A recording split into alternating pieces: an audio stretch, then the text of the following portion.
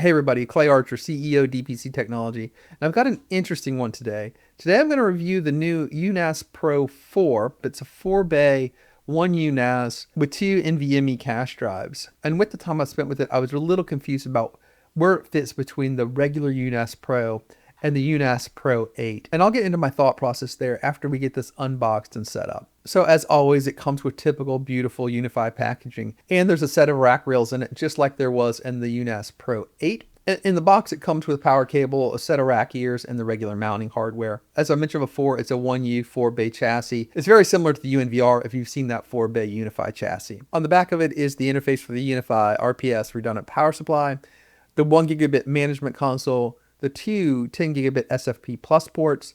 There are 3 internal fans that are not serviceable, and the blocking power cable interface. In the middle of the device, there's a door that you can access to insert the 2 NVMe drives. Just a note, the tool to the door comes with the NVMe drive when you buy them from Ubiquiti. They come in a little tray. You can actually buy that tray separately, I believe it's $19, and put your own NVMe storage in there as well. But the tool to open the door and to eject the NVMe drives comes with the NVMe drive sled, or if you buy the NVMe drives directly from Ubiquiti. With that, we threw it in the rack, super easy install there. And then I fired up the app on my phone and the device was found. Quickly connected, asked me to rename it. I could have restored for backup. I just clicked next to do a fresh install. And basically 2 minutes later, it was done and complete. So with that, let's jump into the software and finish getting this storage set up. You can see here, I am in the UNAS Pro 4 Home like I named it.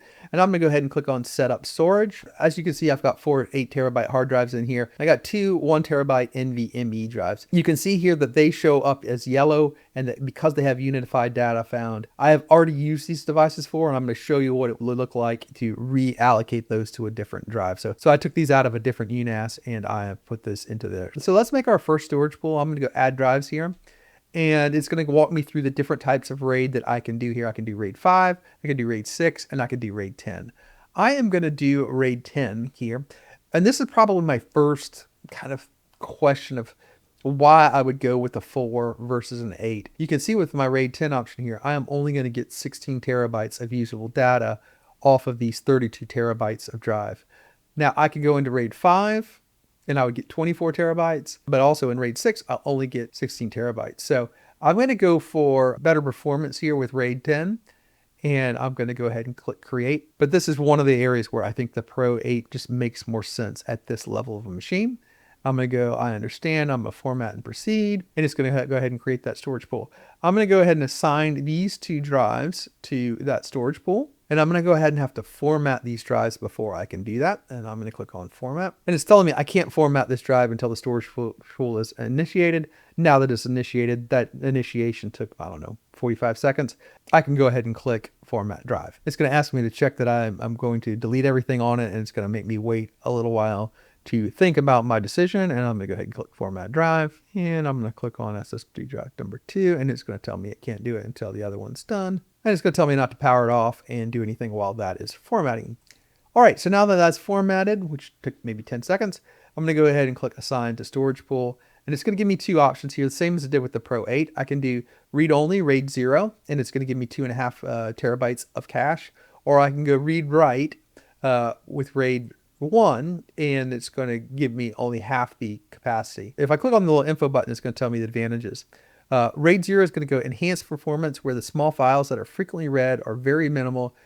File changes, new files are stored on the SSD. Read write RAID 1 is going to require 2 drives. Half of the total drives is used for data redundancy. Enhanced performance, where the small files are frequently read or written. I'm going to go ahead and do it in RAID 1 for that redundancy and speed. And there you go. I've created a storage pool. And now I'm not going to do a deep dive into Unified Drive at this point. I'll do a Unified Drive 4.0 video in a separate video. But really quickly, I'll just jump in and do a quick overview of the interface. First thing I would do is download Unifi Endpoint. And what it's going to do is download an app that's going to either load on your toolbar or on your phone. And it's going to allow you to access the drive very easily. So if you're on Windows like I am, it's automatically going to map a drive to the UNAS for you, which is nice. If you didn't do that and you wanted to set up an SMB share, you can easily come down here and copy your address and map a network drive manually, but that's going to do that for you so that it just shows up on your toolbar. So once you click download, you'll install this Unifi identity. I'm not going to do it right now because I've already got it installed. It will also email you your credentials so you can load them into identity so that it knows that this drive is associated with your account. And if you did not get that email invitation, you can go down here to people and you can click on the person and you can click invite again. It'll resend that invite to add them to identity. That really is a nice, super nice feature. Also here you'll find your temperature and your fan mode. I found that balance is super quiet. You could go quiet or you could turn it up to add more cooling. I find that just leaving it alone is just perfect. You'll see some basic usage and throughput information. And again, like I said before, you have your file services here where you can share stuff. And your recent sign-ins. They've got a nice little health monitor to show you information about your drives. You can click on there and get all your information about its health status. Same thing with your M.2 drives. And you got a temperature gauge here, and you can sift through different things that you want to look at here on your little graphs and time frames there if you wanted to. You can see all your file data. You can set up shared drives and all that kind of stuff. I'll go into that in a different video. And then we have your backup tasks. Really cool here.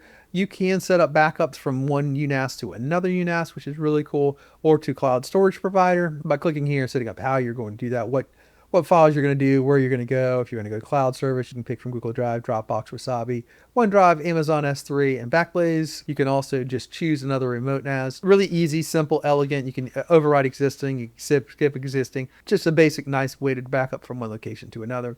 And then this protected cloud backup. I don't have it set up here. I have it set up on a different device, but you can link your Office 365 account now, and it will automatically back that up. So OneDrive, Outlook, Teams, SharePoint will all back up from 365 to your UNAS. You can see here that the OneDrive is already there, and then Exchange is coming soon, Teams is coming soon, and SharePoint is coming soon. You can schedule that. Really nice added feature here. And this is kind of the power of the system. Is this didn't exist 2 months ago, and they're adding stuff at a pretty reasonable rate. So I would assume over the 5 or 6 year lifespan of this device, you're going to get more and more features. And that is one of the more compelling reasons to go with the Pro 4 over the existing UNAS. But I'll get a little bit more into that in a second. And then you have your trash. Then you have settings to control your snapshots. Go ahead and click on snapshot and create when the snapshot's going to happen and click apply. Really simple, easy setup and manage. Then you have shared links. If I go back into files here, I can select a file and go down a little bit and go create and copy a link. So if I do that, it will have a link here and I can just copy that link. I can also set a link expiration, access limit, like you can only do it 2 or 3 times, and require a password. And then once I've created those, if I want to manage, where they are and see all of them at once, I can manage them here. Really simple, nice way. If you've got 1,000 links that you shared and you just want to kill them all, you can come in here and do that. Then we got services and storage pools, and then your control plane and identity. Like I said, I'll do a separate Drive 4.0 video. I don't want these device reviews to be an hour long going into the software. But let's get into where this fits in the lineup and why I have some questions about it. So you've got the UNAS Pro 4, the UNAS Pro, the original, the UNAS Pro 8, which I've reviewed, and a UNAS 4 non-Pro that is coming out soon. That's the desktop version, kind of like the UNAS 2. Just really quickly on the differences here, you'll see obviously the drive base, which we talked about. We've got the 2 10 gigabit SFP plus interfaces versus the 1. And the upcoming UNAS 4 is only going to be 2.5 gigabit Ethernet. So, this is going to be a slower device still, but obviously $120 less expensive than the others.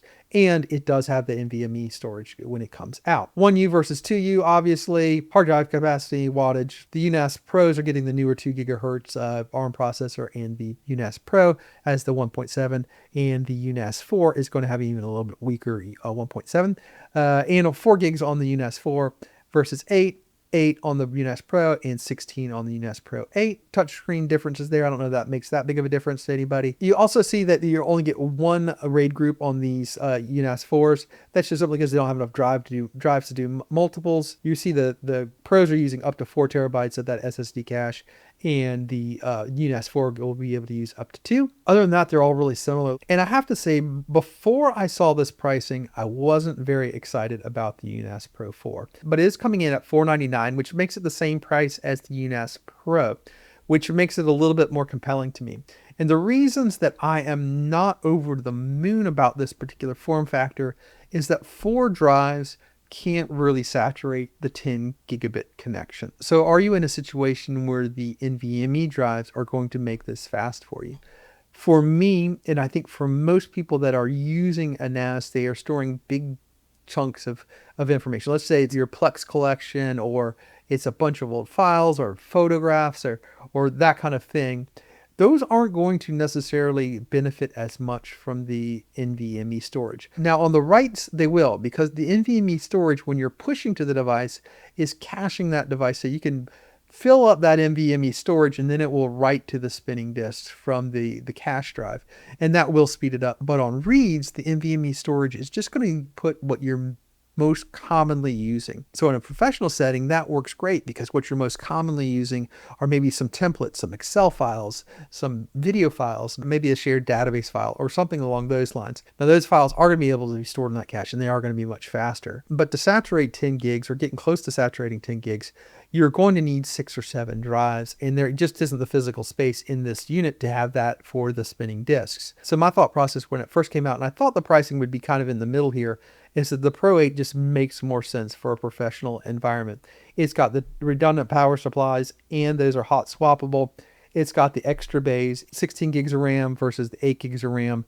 There's a lot to love for that $300. I think for most professional environments, the UNAS Pro 8 is the way to go. But the other thing is, even if you're going to put 4 drives in the device, the UNAS Pro 8 still makes more sense to me because it's got the redundant power supplies, it's got the more RAM, and you've got 4 more bays for expansion. And like I said, when we put these in, we tell our clients that it's going to last 5 to 6 years before you're looking at replacement. So I look at the development of the Unifi ecosystem and I go, man, I really probably am going to want that extra RAM, and I want the ability to grow into this over the next 5 to 6 years. So I think the Pro 8 for a professional installation makes more sense. The extra $300 you're spending here, I think, is buying you future-proofing, expandability, and just a nicer piece of equipment. Now that brings me to the UNAS Pro Classic versus the UNAS Pro 4. The UNAS Pro 4 is appreciably faster than the UNAS Pro, but for most people, and I think of Michael and Jack as a perfect use case, they are my editors, and they are 2 people editing from the NAS in Adobe Premiere all day, every day, and it works for them. So how fast is fast enough? I think the UNAS Pro is fast enough to do that. Now, Jack and Michael may be the people that the UNAS Pro 4 may be a little bit faster. Maybe things cache a little bit quicker, things load just that little bit quicker. But the UNAS Pro is a really nice device, and it has more capacity for storage, which when you think about network attached storage ultimately kind of is the trump card for me. So I originally thought the UNAS Pro 4 was going to be a little bit more than the UNAS Pro. It being $499 actually opens it up a little bit more for me. I do see a sliver of people that are looking for a little bit more performance. They're using things that will take advantage of that cache, and they are not doing a ton of big file transfers that won't use the cache and will be slower than they would be on a UNAS Pro with 7 drives with 4 spinning hard drives. The long and short of that is, just like other spots in the Unifi ecosystem, we're getting a lot of choices here, and it's getting down to really specific use cases where one is going to be better for one person than another. It's starting to remind me of Protect, where there's not really big differences between cameras, and there may be 3 or 4 cameras that do exactly what you need, but you now have choices of really fine-tuning that into exactly what you want to have. And for me, I look at the use case for these over time, and I think more storage bays is probably going to trump a little bit more speed that you're going to get out of the NVMe cache on the UNAS Pro 4. I now have all 3 of these running in my home lab, and honestly, like I said in my UNAS Pro 8 review, I still kind of think the UNAS Pro is the sweet spot in the lineup. I know it's getting a little longer in the tooth, its processor is a little older, it doesn't have as much RAM as the UNAS Pro 8, and it doesn't have the cache. But just as a storage device, I think the 7 drive bays is really nice to have. I think for home use, I'm barely giving the nod to the UNAS Pro. For the UNAS Pro 4, I think if you are in the same use case, you don't think you're ever going to go above needing those 4 drives, and you want the speed of the NVMe's, I think you could buy the UNAS Pro 4. But if it was me, I would take the money that I'm spending on those 2 NVMe drives, put them into 2 more spinning disks, and run the UNAS Pro. I think for most people, you're not going to see that big of an appreciable speed difference between the 2, and you're going to get more storage. And then if you're using it in a professional situation, I think for most businesses, the extra $300 to go to the Pro 8, if you look at the future proofing it and the extra headroom that you're going to get for that $300, plus more RAM, plus the redundant power supplies, I think it justifies the $300 difference, and I probably would go to the UNAS Pro 8 if I was doing this for a professional installation. But let me know in the comments down below, where do you see this fitting? What software developments would you like to see from Unifi? Are we missing any hardware from them? Let's have that conversation down below. And as always, please like and subscribe, and we'll see you guys in the next video.